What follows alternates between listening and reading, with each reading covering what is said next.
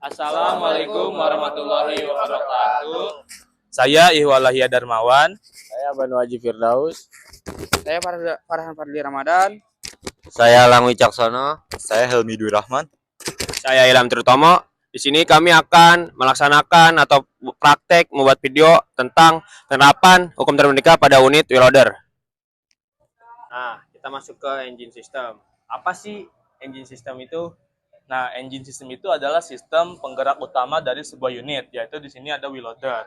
Nah, yang bertujuan untuk menyalurkan energi atau tenaga yang dihasilkan dari pembakaran untuk menggerakkan unit. Nah, apa sih kaitannya engine system ini dengan hukum termodinamika? Ada dua nih, Wal.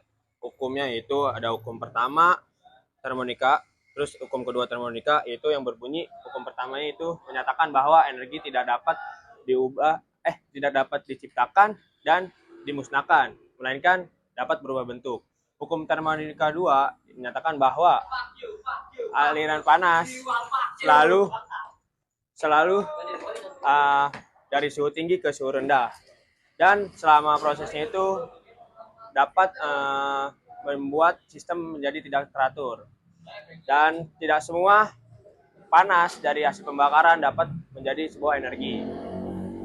Nah, apa sih korelasi dari hukum termo itu ke engine system dan bagaimana flow-nya? Kasih tahu, Wal. Jadi gini, siklus dari engine system itu berasal dari udara yang masuk ke silinder yang ditekan oleh piston. Saat kompresi terjadi, energi mekanik dari piston berubah menjadi energi panas dalam udara, sesuai dengan hukum termodinamika 1 yang menyatakan bahwa energi hanya dapat berubah bentuk. Nah, ketika bahan bakar disemprotkan dan terbakar, energi kimia berubah menjadi energi panas yang mendorong piston turun menjadi energi mekanik. Namun, tidak seluruh panas dapat menjadi tenaga karena sebagian panas selalu hilang ke komponen mesin yang lebih dingin. Nah, setelah pembakaran selesai dan piston bergerak naik kembali, gas sisa pembakaran didorong keluar melalui sistem buang. Nah, pada tahap ini hukum termodinamika 2 terjadi karena gas yang suhunya tinggi bergerak menuju lingkungan yang suhunya lebih rendah. Nah, jadi kesimpulannya apa sih, Am? Nah, dapat kita simpulkan dari jawaban Iwal, yaitu siklus dari engine, yaitu dari awal dari energi bahan bakar dan udara menjadi energi panas dan energi mekanik atau energi gerak. Itu sesuai dengan hukum termodinamika pertama.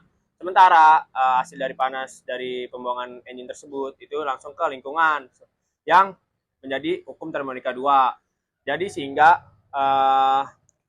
efisiensinya itu dapat menjadi 100%. Tinggi atau rendahnya efisiensi itu tergantung pada bentuk engine dan hasil pembakaran dan siklus dari pergesekan di internalnya, dan masih banyak yang lain yang dapat mempengaruhi dari kinerja engine tersebut. Nah, selanjutnya. Oke, selanjutnya kita masuk ke AC system. Nah, Han, apa sih AC system itu? AC atau air conditioner. AC adalah sistem pendingin kabin yang berfungsi untuk mengatur suhu kelembaban di dalam kabin agar tetap nyaman saat bekerja. Jadi apa sih kaitannya siklus AC ini terhadap hukum termodinamika keberapa sih? Nah, AC pada wheel loader itu berkaitan dengan hukum termodinamika 1 dan 2, yang dimana hukum termodinamika 1 itu menyatakan bahwa energi tidak dapat diciptakan maupun dimusnahkan, hanya dapat berubah bentuk. Nah, berikutnya hukum termodinamika yang kedua itu menyatakan bahwa panas selalu mengalir dari suhu tinggi ke suhu rendah, dan tidak semua panas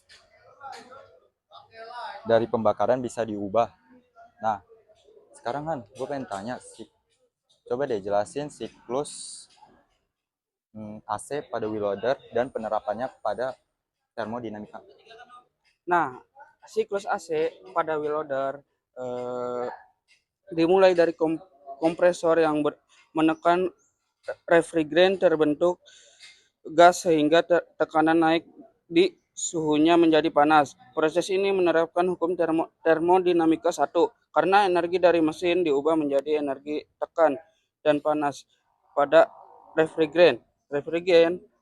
Panas kemudian masuk ke kondensor dan melepaskan panas ke udara luar sehingga berubah menjadi cair. Setelah melewati expansion valve, tekanan turun dan menjadi sangat dingin. Proses melepas panas ini mengikuti hukum termodinamika 2 karena panas mengalir dari suhu tinggi ke suhu rendah. Nah, jadi kesimpulannya apa sih, Mi? Nah, jadi kesimpulannya itu, proses perubahan bentuk pada refrigeran saat dikompres dan didinginkan itu menunjukkan penerapan hukum termodinamika yang ke-1. Nah, sedangkan untuk perpindahan panas dari kabin dan didinginkan keluar yang lebih panas, itu yang hanya bisa terjadi dengan bantuan kompresor itu menunjukkan hukum termodinamika yang kedua. Nah, AC tidak dapat bekerja tanpa energi tambahan dan selalu menghasilkan panas buang sehingga efisiensinya selalu berkurang. Mungkin bisa dilanjut ke selanjutnya. Nah, yang terakhir, jadi kita masuk ke bagian torque converter. Apa sih itu torque converter? Torque converter itu sendiri pemindahan tenaga dari mesin ke transmisi menggunakan fluida. Nah, dia itu bukan kopling manual. Nah, fungsinya sendiri itu adalah meningkatkan torsi, mempercepat dan memperhalus putaran mesin ke drivetrain dengan cepat. Lalu, setelah gue jelasin tadi, kaitannya sama termodinamika nih apa sih? Nah, kalau bicara terkaitan hukum sama termodinamika, dia terdapat hukum 1, yaitu energi tidak dapat diciptakan atau dimusnahkan, hanya dapat berubah bentuk. Nah, selanjutnya bagaimana sih siklus dan penerapannya pada hukum termodinamika itu? Oke, bakal gue jelasin siklusnya itu dimulai ketika impler yang digerakkan mesin memutar fluida di dalam housing, lalu fluidanya tersebut mendorong turbin sehingga tenaga berpindah ke transmisi. Stator kemudian mengarahkan aliran fluida agar dorong ke turbin lebih kuat, membuat torsi meningkat terutama saat beban berat.